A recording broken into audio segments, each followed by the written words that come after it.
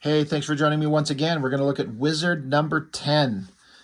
This one, I look at this cover and I can immediately, very quickly go back in my mind and just remember how excited that I was. Because back in this time, back in this era, 92, comics were just going crazy. And those Image guys, which weren't I guess you could call them the Image guys, because by this point the idea of Image Comics had formed, but it was very brand new. And all those guys, including Liefeld, of course, were just the biggest things on the planet. We all know this, and I've talked about it at length, of course.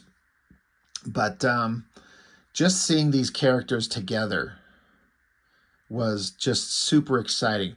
I look at it now, and it's a pretty rough drawing by Liefeld. I think the coloring is actually kind of terrible. But I remember seeing this at the time when it first came out. And I'm like, I couldn't wait to get my hands on this. I'm so excited.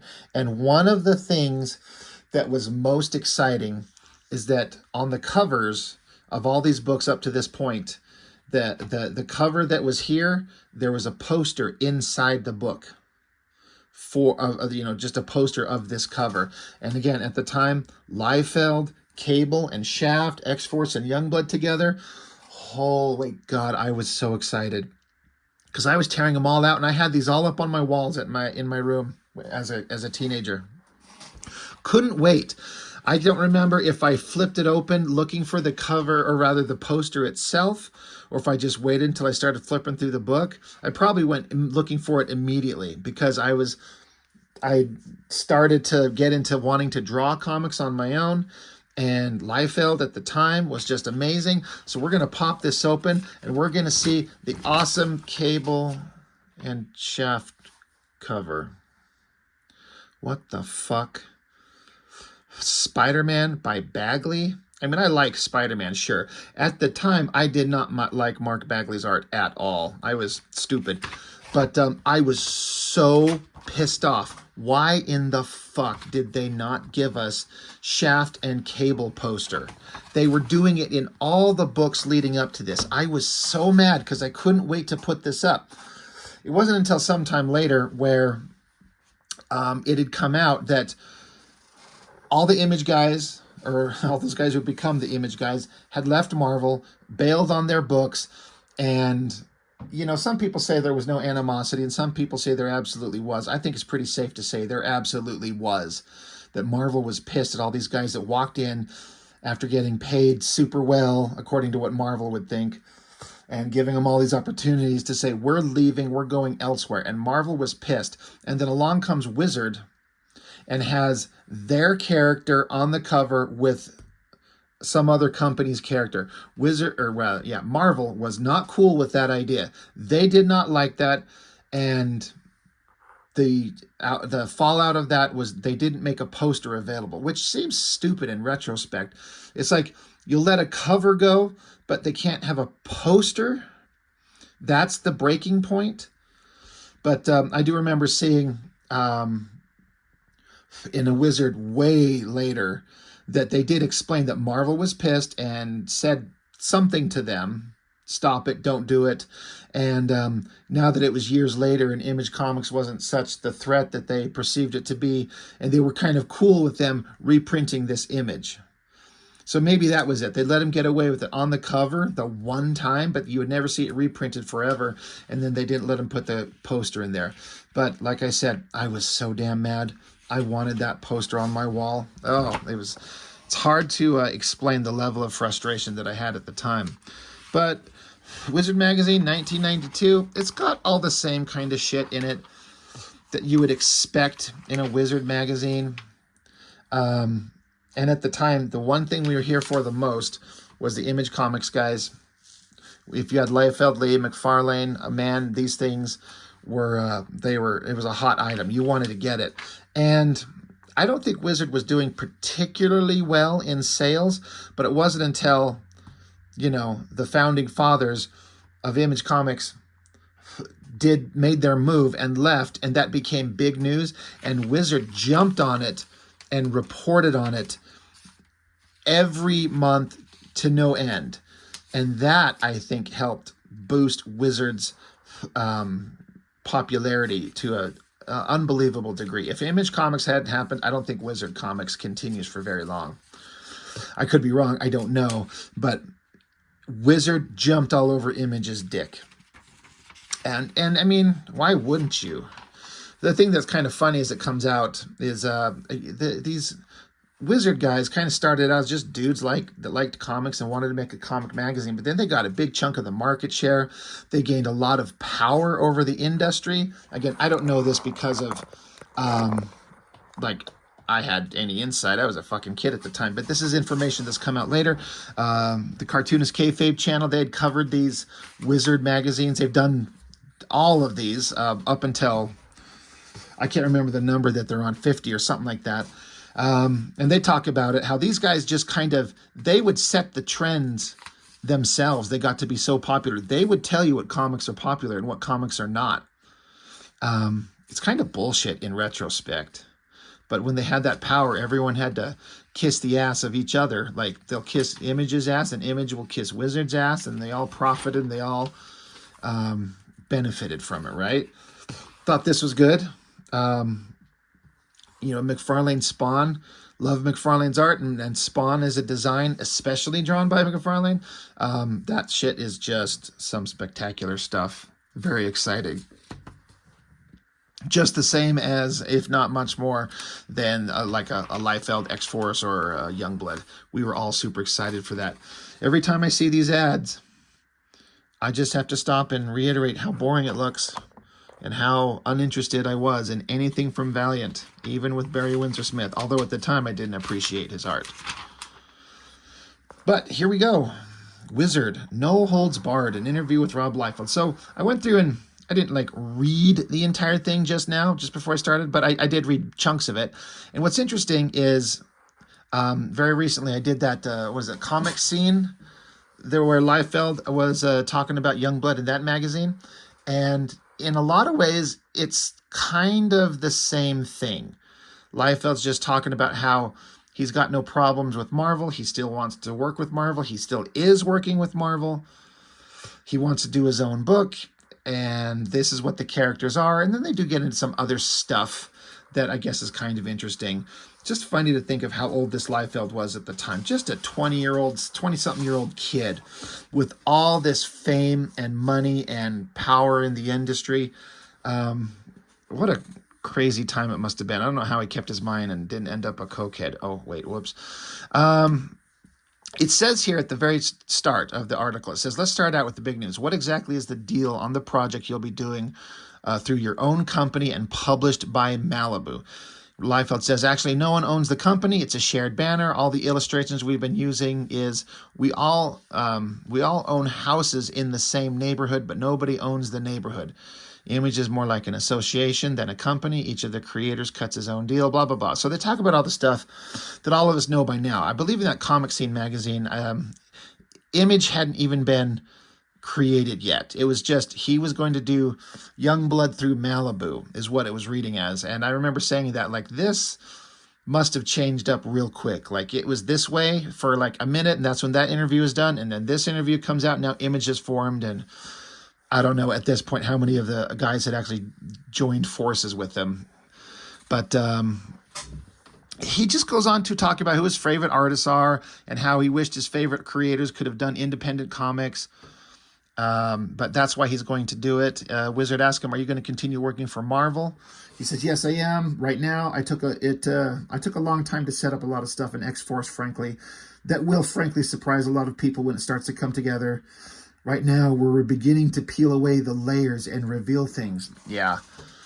Goddamn X-Force. I was talking about how starting from issue 4 or 5 or 6, all the way up through issue 13, they're still basically on the same day or the same 2 days. That story has just been going on forever. And I enjoyed it at the time. It's just funny how all these comics take place. It's just 1 or 2 days. It's just dragging on. He says, I carry 3 assignments on X-Force right now, plotting, penciling, inking. Maybe from now on I'll only do 2 sometimes, plotting and penciling or plotting and inking. The plotting I'll always do, but some months I'll have to drop one of the other assignments. Wizard asks, what's Youngblood about? He says, to make a long story short, I call myself part of the MTV generation, blah, blah, blah. He's like, I've grown up watching musicians and actors be superstars of the media, the most popular things in the world. And of course, if there was a super team of heroes in the public, a government team, they would be the most popular thing on the planet. So that's what they are. And that was the whole gist of everything. And we all know that. He says, we're joining Youngblood about 8 years into the program. In the very first issue, we see how the media can be used to control the way we think. It's a lot about media manipulation, and the superheroes are the vehicle to tell that story. There's a lot of characterization and insight into their private lives, but that's the basic thrust. Fuck you, Rob Liefeld. None of that shit was in issue 1. Fuck him. That is so stupid. Like, again, I shouldn't be so aggressive. I'm sure he hasn't drawn this thing yet. Or maybe he's starting to draw it. But there was no room for any of that. We all know what Youngblood #1 was like. It's a flip book. The away team was often like the Middle East killing Hassan Hussein. That's all you're seeing there. And then the home team, you get to see Shaft at a mall and kill a guy with a pen. You get to see Chapel banging some prostitute at 1 p.m. in the afternoon. Die Hard just wakes up and flies around. Vogue is just running across a building. I'm trying to remember. Bad Rock was just sitting around eating a bowl of cereal. I'm not making this up. This is what the characters did. And then there was like, oh wait, an alarm went off. And the what are they called? The Four, some bullshit like that. I can't remember. A couple of bad guys, like the big muscly guy and a guy with the pointy mask and some chick, I think, and some flying guy. They got away. They busted out from their prison or their transport vehicle. And then the last page is the Youngblood home team shows up in a big double-page splash to fight them. And then that's it. That's the end. None of this shit was in that book. So it's funny because there are pages being drawn of Youngblood. So as of this interview, he must have had some pages drawn, but he's sitting here telling us, this is a government superhero team. They have PR people, speechwriters, makeup men. It's not just a team where you walk in, have some coffee, and go save the world once in a while. That's all they did. But to sit here and say, in the very first issue, we see how the media can be used to control the way we think, blah, blah, blah, blah, blah, blah, blah. None of that was in issue 1. And he says right there it was. So it just goes back to the point that I would bring up often, is that Liefeld had no idea what he was doing. He has ideas. He's a good idea guy. I've got this idea. I've got this other idea. But when it comes to the execution of it, all he did was draw a bunch of pinup images of the characters standing around looking awesome and then fighting or getting ready to fight. And that was issue 1. And I think he's gone back and acknowledged years later that he really fucked it up. And that's fair. I can appreciate that the guy at least can stop and say, yeah, I didn't do it right.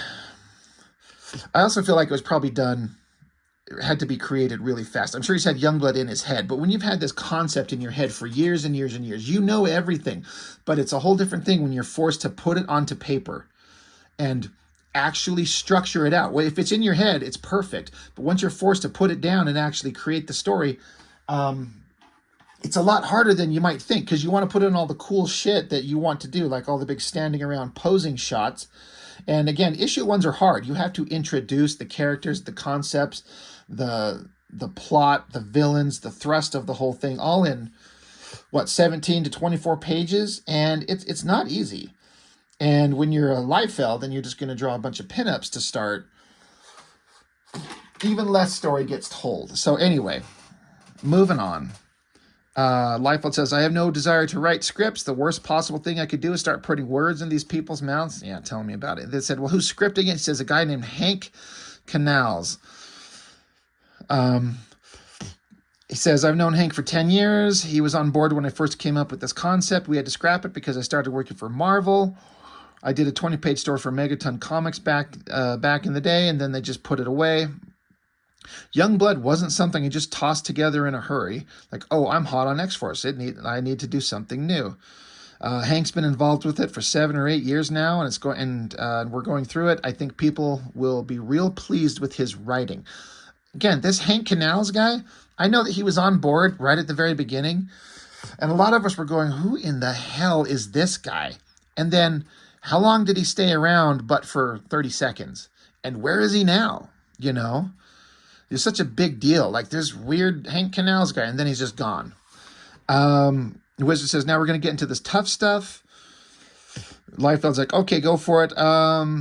What happened with that executioner? So Liefeld talks about how he put out there's that famous image of this team that would eventually become the Berserkers, but he called them the Executioners and put them out there as just like a picture just to see how people would respond to it. And Marvel flipped their fucking nuts off because it's Liefeld putting out a team of mutant heroes with the word X in the title. And they're like, we'll sue your ass. And Liefeld makes the point that Marvel can't, they can't put a lock on mutants exclusively, but, you know, it seems kind of dumb to create a team and make it so obviously like tangentially connected to an X book, even though it's not, and not expect them to get pissed off. But he says he learned a lot from it, and he says how some people thought the character Cross was just being a Cable ripoff. But he's like, but Cable's 55 years old. Cross is only 30. How could they be the same guy? I love his logic. So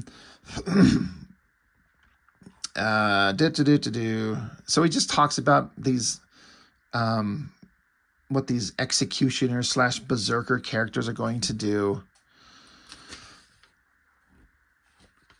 The Wizard guy, the interviewer, says, when I first saw this ad, just flipping through Comic Book Guide that week, I glanced at it and thought Marvel has a new book coming out. So the interviewer guy is even telling him, like, just at a glance, it looked like a Marvel book because it's your name with the Executioners on it. So you got to be aware that this is going to rattle some cages, right? The guy's like, look, there's a guy who's like an animal-like character. I thought it was very reminiscent of Farrell. And there's one of the ladies looked like Domino. And Liefeld's like, the animal character is named Wildman, and I thought people would think he was a Lobo clone. Again, I learned a lot from that ad. I tell a lot of people for whatever that ad cost, $300, I learned a lot of valuable information I hadn't set out to learn. Wizard asks, can you boil it down to what you learned? And Liefeld says, oh yeah, I think through what you do before you do it. Yeah. I think you were one of the guys who thought that this was some kind of Machiavellian plot. And Liefeld's like, it was just naivete on my part. Anyway, Liefeld says he doesn't think he made a terrible decision. He still thinks he probably could have won in court if it had to go that far. And he's saying how, you know, he thinks that there's a chance when he may not be popular anymore. When his 15 minutes of fame are up, he still needs to make a living.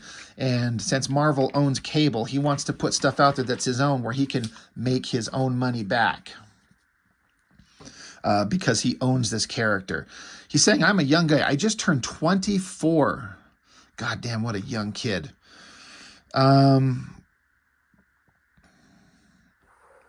Yeah, he talks about how Marvel kind of wishes they could probably put own Todd McFarlane style or Jim Lee style or Liefeld style. Anyway, they keep going on about it. Liefeld talks how he likes working with Bob Harris, has a good working relationship with him.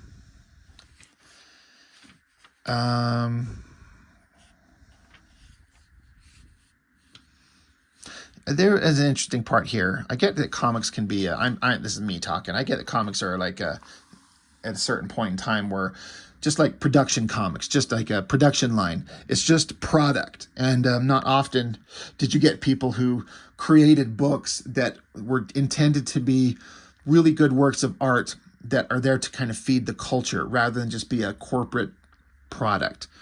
Liefeld talks here. He says, you ready for a crash course in comics? Do I think it's fair when I draw a cover and John Romita Sr. redraws the face 2 minutes before it goes to the printer. He redraws Odin's face because it's not how Romita thinks Odin should look. That doesn't excite me. It angers me because I didn't even get the chance to redo it. They didn't even ask me. So I don't know if this is a thing that actually happened or it's just a for instance, because I've heard that a lot, how John Romita Sr. would just redraw things because they wanted it to look a certain way, a certain house style.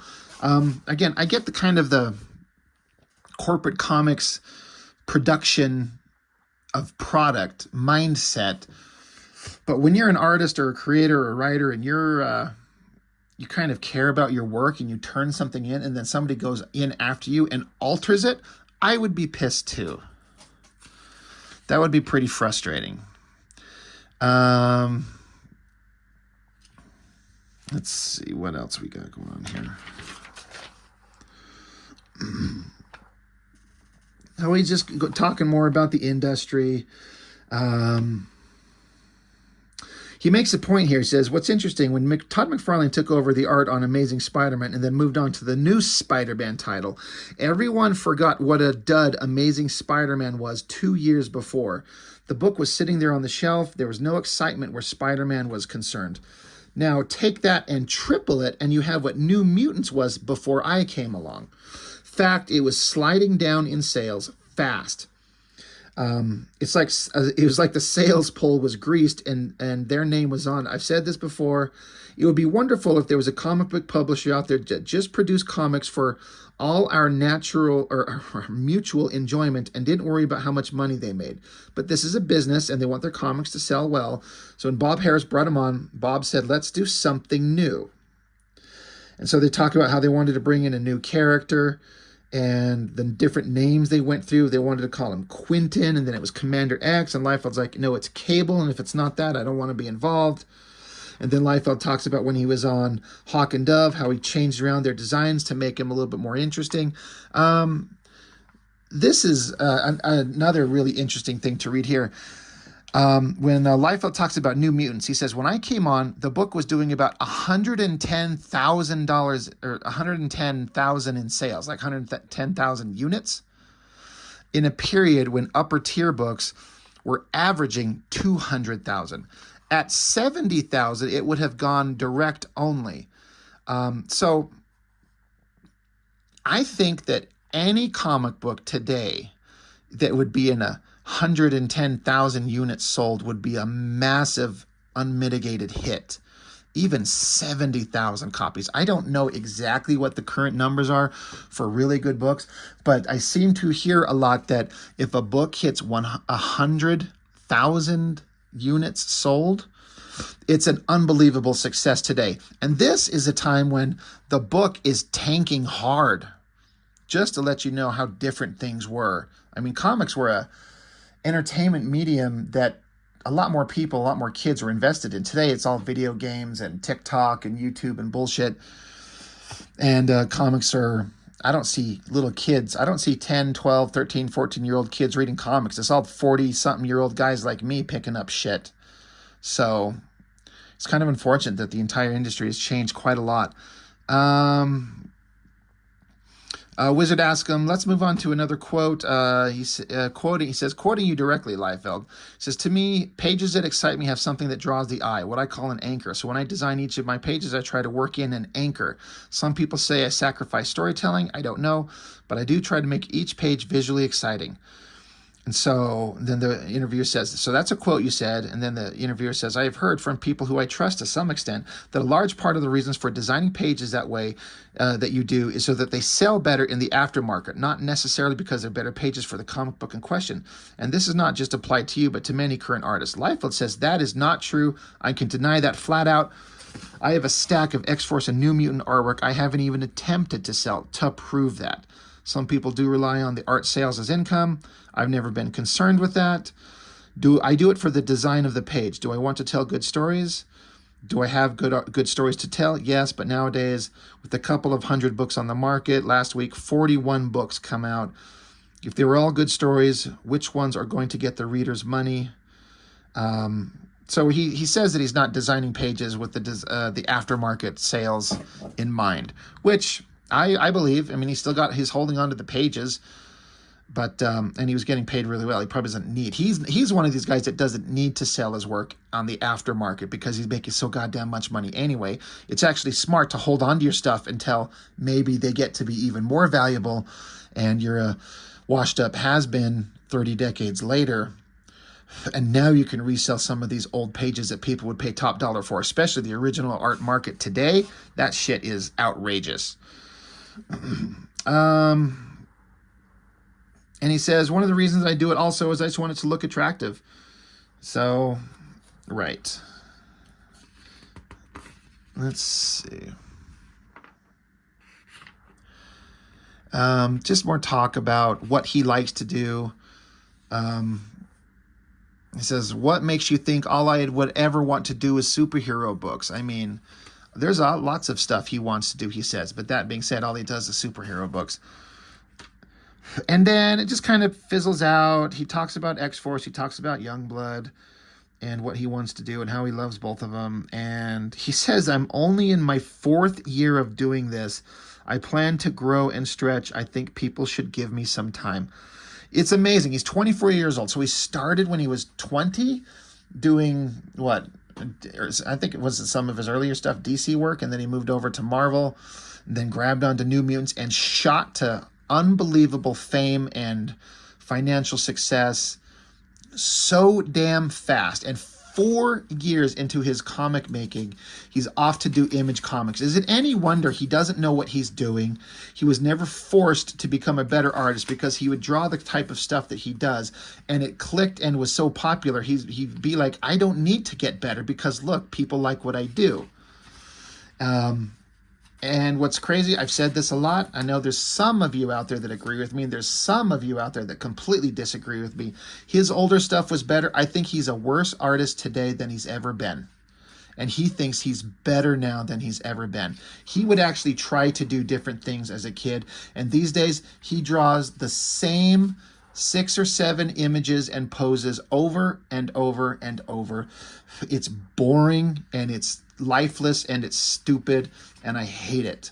But I see this stuff, errors and all, I still kind of enjoy it, including this cover, which is a pretty quick, sketchy thing, but much better than anything he does these days.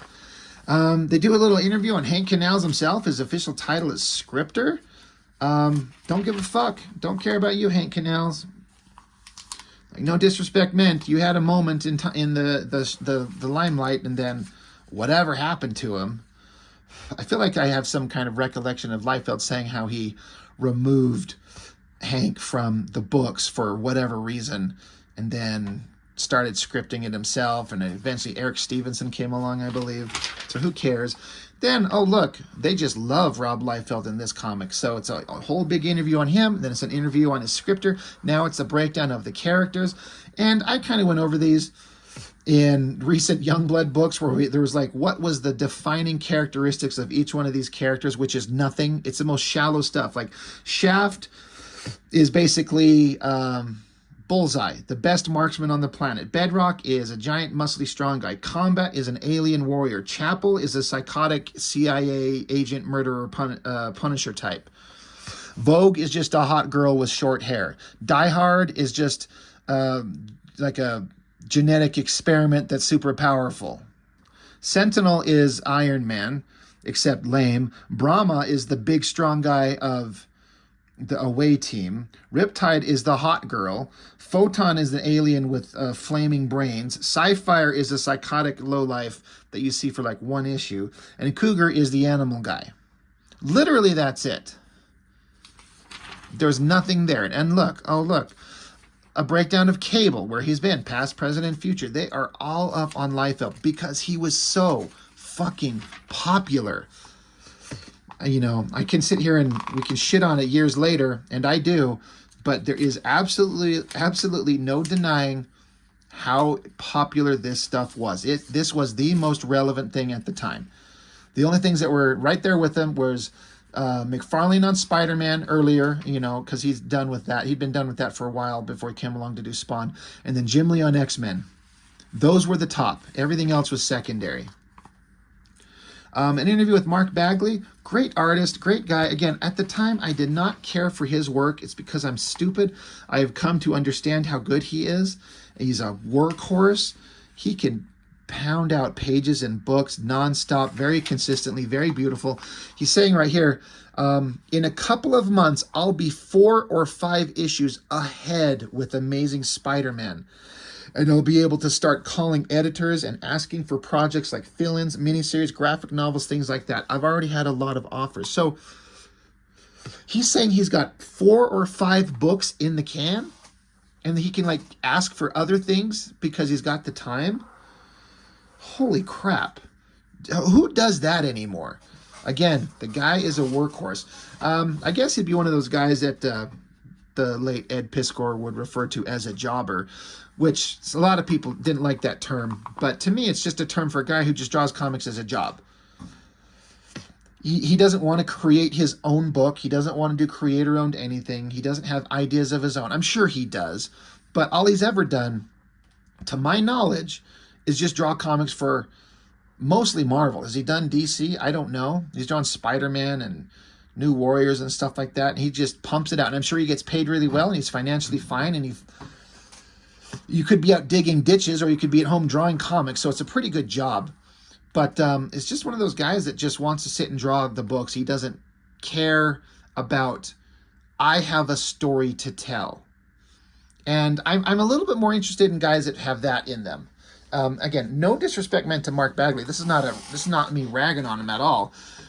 Again, always seems like a really nice guy, really competent, really skilled, completely reliable, but it doesn't seem like he has anything of his own he wants to tell, and I just can't identify with that. I 100%, if I'm drawing comics, I am just bursting with ideas all the time. You watch movies or TV shows and your mind starts churning. You read a book, you start thinking, you come up with ideas. Wouldn't it be awesome if this, or I've never seen this or that. I should do that. And has he ever? I mean, again, if he's done some personal work, please let me know. But he's just a guy who's happy drawing Spider-Man or whatever. So at the time, this was Amazing Spider-Man. He turned 30. So it means he's 60 years old now. Patrick McCollum just going to write down everything that he thinks is awesome about Spider-Man. It's like, okay, that's fine, but who the fuck cares what you think? All-Star Memories, The Return of the Justice Society, just around the corner. Golden Age correspondent recalls his love affair with the first superhero team, All-Star Comics. I knew nothing about them. I know that they've been a long-running imprint. Nothing I can say about that. There's nothing that's there for me that I have any kind of relevance to put up as far as my opinion. Palmer's Picks, again, I have nothing to say about Palmer's Picks because if you want to know about these things, go watch the Kayfabe channel, and those guys, whenever they're flipping through Wizard, they will stop and go on for like 3 hours about the stuff that they find in Palmer's Picks, because those guys as creatives were very different. They stood out in that they were looking for something different, and this guy, Tom Palmer Jr., would always direct them to stuff they've never heard of and sent them looking for new things. And I never, ever looked at any of this stuff, because when I'm looking at a Rob Liefeld X-Force and you see that, why the fuck would you be interested in that? Or that? I mean, it's a good piece of art, but as a kid, none of this shit was interesting, so I never looked at these. And it's funny because the Kayfabe guys were like, this is our favorite thing. It's the most valuable portion in the book, and I get their point, because comics are not just Spider-Man and Batman and then the new Image guys. There is a world of content and work out there that doesn't get the hype that Spider-Man does. And it's nice to see a big magazine like this having a focus on the smaller stuff that deserves a look. And so I respect it, even though it didn't interest me at the time. Talk about a Spider-Man movie. And so it looks like they go over, like, they've been trying to, the Spider-Man movie's been, they've been trying to get one off the ground for years, and this guy, whoever wrote this article, doesn't even say a name that I can see anywhere. But it looks like they're going year by year from when, starting from 1984, and then every year after that, with all the possible things that were going to be happening and all the possibilities of the stories that they were talking about. Who cares? I I look at this and I'm like, is this the first time Brutes and Babes showed up? Bart Sears? I don't know where you start with one of these things if you're given this task of like, hey, you can do an article on how to draw comic book characters. No one knows muscular anatomy better than you. You get 2 pages. So where do you start? So he just kind of draws out just a flat front-facing superhero and kind of breaks down a lot of the proportions of all the particular types of muscles and stuff like that. Just basic anatomy. So I guess it's where you start. Where else do you start? But a basic male muscular body in terms of comic book art. Then he says, send in your drawings. He'll critique 1 or 2 of them as we send them in.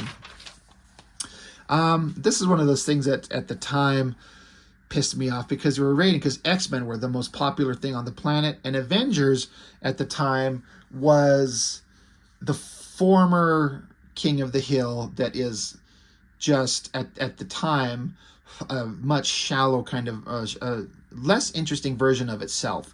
Avengers was the premier superhero team of its day, but X-Men, driven by Claremont and Byrne and then Jim Lee in the later years, just took the team in terms of comics popularity to unbelievable heights. And so they're kind of comparing the team and the characters and pitting them against each other. Now, me, of course, Jim Lee X-Men is going to be the best thing ever. They rank the X-Men as A- and the Avengers as A. But when you sit there and stop and look at them, Captain America, Thor, Iron Man, some of the teams, there's East Coast Division. So Captain America, Thor, Quasar, Circe, She-Hulk, and Vision. And the West Coast Division, Iron Man, Dr. Pym, Wonder Man, U.S. Agent, Hawkeye, Scarlet Witch, Spider-Woman, and Living Lightning. The Avengers, in terms of characters with powers, that's kind of unbeatable. I mean, put the X-Men up against them. Oh, excuse me. I don't know that the X-Men could beat the Avengers when you have the best versions of each team. Unless X-Men had Phoenix. I don't know. But, you know, at the time, I was like, fuck these guys. Look at this old, boring, I think that's Kirby artwork. And I'm saying boring as compared to what I thought at the time as Jim Lee. Amazing. Even now, I mean, no disrespect meant to Kirby, but if I'm looking at these, the one that's most interesting is a Jim Lee X-Men. It's old school and new school, and I was all about the Jim Lee. But again, ultimately, who the fuck cares? Like what you like. Speaking of liking what you like, the top 10 hottest heroes and villains. This is another one of those things where I'm like, who the fuck decides this? You know, do you just poll people, or do you just go about your wizard staff and be like, who's the most popular character? And at the time, it was Cable. Wolverine was there. Venom, Sabretooth, Spider-Man, Ghost Rider, Punisher, Archangel for some reason, Bishop, and then Carnage. I would say in this era, that's pretty accurate. Not what are the best characters, but who are just the most popular at the time with the kids. This is kind of stupid, but the hunk and babe of the month, Wonder Man and She-Hulk, like, okay. Comics Watch, things to look out for. This one was interesting because it's all about, again, Cable's hyper popular, and it was, I don't know, again, I don't know if who decided this or where the idea come from, but at some point, somebody somehow decided that Cyclops' infant baby son was Cable, and that Cable is, you know, comes back from the future, and that's Nathan Summers all grown up. So that's this issue where Cable got sent into the future, and then this one, the Mike Mignola drawn issue of X-Force, there's some more revelations in there, but X Factor 68, where Cyclops had to send his son into the future, and is that going to become Cable? Excuse me. No one knew for sure. At this point, it's subsequently turned out to be true, but I don't think that was ever planned. It just kind of happened. Creme de la Creme by Stan Alpert. Amazing Spider-Man 42 and Daredevil's #7. Artist Wally Wood, writer Stan Lee. Artist John Romita Sr., writer Stan Lee. I mean, good old classic books for sure. There's this goddamn poster. Hate it. This thing looked great. I mean, again, this McFarlane Spawn design, so good. Stupid scavenger hunt, stupid Garrett Seamus talking about the future of comics the way he sees it, and I don't fucking care. Wizard's Realm, look into the world of role-playing games, don't care. Amazing art. These are always kind of fun. As far as best drawn, it's probably the Shane Chapman, this wizard with Lobo. I didn't like Lobo. They're all kind of good, but as far as like what felt like the most advanced, this Penguin and Catwoman is pretty good. I kind of like this thick as shit Colossus. That's kind of interesting. Contest to win some X-Force cards. Comic book. Intelligence quotient. Stupid. Wizard news. The inside scoop on the world of comics. A bunch of DC stuff. Boring. Miracle Man stuff. Elf Quest. Boring.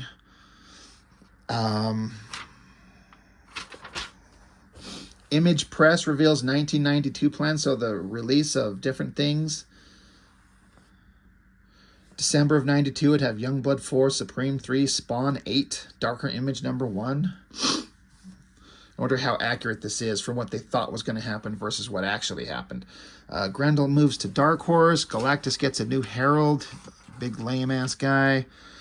Cyber Rad sells out. Evil Ernie returns. Spidey sells out. Tundra concludes The Crow in Volume 3. I never got to read that, but as I understand that there was some big delays, and it was a big deal when they finally wrapped up the original Crow story. That's one of those books. I really need to pick it up. I really need to get that and review it. They interview some 12 and 13-year-old kids who think that DC is boring. They're not wrong, that Marvel is the best and no one will ever beat them. And in this era, you're right. They said DC Comics needs guys like Punisher and Wolverine because they feel like DC stuff is just boring. Who cares what a bunch of 12-year-olds think? A list of the hottest books shipping in May. This is funny because these guys are trying to write this whole paragraph on Spawn, and to me it feels like they obviously had no idea what the fuck the book was about. None of us really did. Todd McFarlane, after almost a year's absence, the mighty Todd McFarlane has returned to the comic world, and he's picked up one hell of a neat character for his debut. Spawn is set in the new Image universe, is the resident superhero of New York. As the story goes, New York is falling apart, besieged by crime and poverty. The Big Apple needs a helping hand desperately. Luckily, Spawn is here to help, but do they want him to? Who is this guy, and why does he appear to be a normal human some days, yet can move buildings on others? How will the other heroes of the Image universe react to this mysterious hero? Will the Youngblood team see him as friend or foe? Man, it feels like they were just trying to make shit up. They didn't know anything about what that book was about, which, I mean, if you don't know about it, but it's just like, the story was not about New York falling apart and they needed help, and Spawn's here to lend a helping hand. RoboCop versus Terminator by art by Walt Simonson and writer by Frank Miller. New Warriors by Mark Bagley. Eclipso, The Darkness Within with artist Bart Sears. I like that black and white drawing. That's pretty damn good. And then I always like these images in black and white here. It's a shame they're so damn small and I can't pinch zoom to let's see them bigger. These old dry ass pages are hard to turn. Just more comics coming out. The top 10 comics of 92. X-Men number 9, Infinity War number 1, Uncanny X-Men 289, X-Force 11, Spider-Man 23, so that's way after McFarlane got off of it. Youngblood number 3, that was out. I find that hard to believe. Jesus, really? Interesting. And then the top 10 comics. Again, who decides these? I think Wizards just deciding this shit, and we all had to believe it as well. The top 10 most valuable comics. Again, where Nathan Summers is born, so again, potential future Cable, so the potential first appearance of Cable there, and then the actual first appearance of Cable there, Carnage, in Amazing Spider-Man. Uncanny X-Men 266, first appearance of Gambit. And then Uncanny X-Men 248, the first issue that Jim Lee drew, and then Uncanny X-Men 268, where he's the first time, his first book as regular penciler. You got Ghost Rider on there, Amazing Spider-Man, so all this Marvel shit, and then I never, ever, ever understood why this Harbinger #1 was always on here. Why was this on here? I never saw a copy to this day. I've never seen it.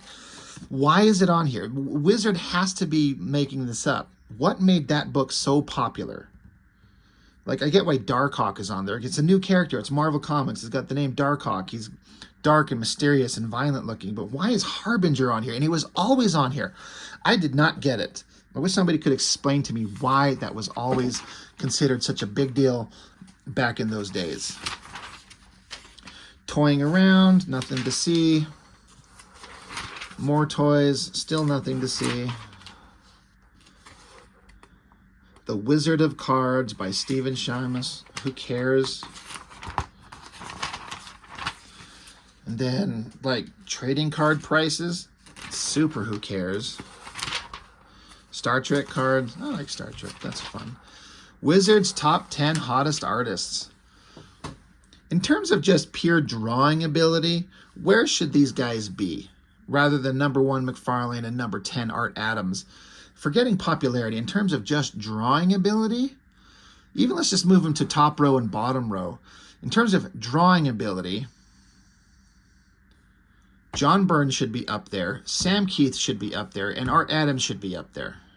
And then I would maybe leave, this is controversial, maybe Jim Lee and Will Spertasio as the top 5 in terms of best drawers. I think Jim Lee and Will Spertasio can draw anything. These other guys might be better storytellers. Art Adams, John Byrne by far, of course. Mark Bagley probably as far as storytelling.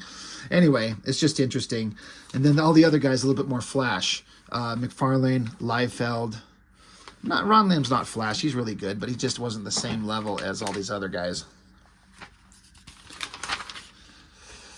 That was a great video. The one with Spertasio, Jim Lee, Liefeld, McFarlane, and then Stanley. They all sat around and kind of drew a comic. That was fun.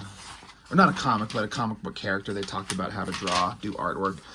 Then the regular price guide. Again, who sets the prices on these books besides Wizard themselves? Fuck those guys. So we're not looking at any of that. Who cares?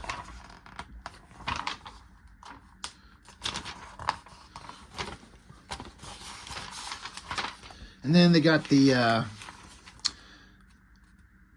letters that people would send in. Nothing really super worthwhile, I thought, in here. Who cares? And then letter art, that's always fun. Anyway, I didn't think this video would go that long. But, yeah, Wizard #10. Big, interesting stuff going on at the time. 92. X-Force was the badass team. Youngblood was going to be the badass team, in theory. Liefeld was the badass artist that everyone loved, in theory. There's no denying the popularity of it, and I still wish I had the damn poster to this. It'd be interesting if I could, like, find a real nice high-resolution scan of this somewhere, print it out, and put it up on my wall, like 3 decades later, and be like, oh, I've finally come full circle. Anyway, that's all I've got for now. Thanks for joining me. I appreciate it very much. I'll see you next time.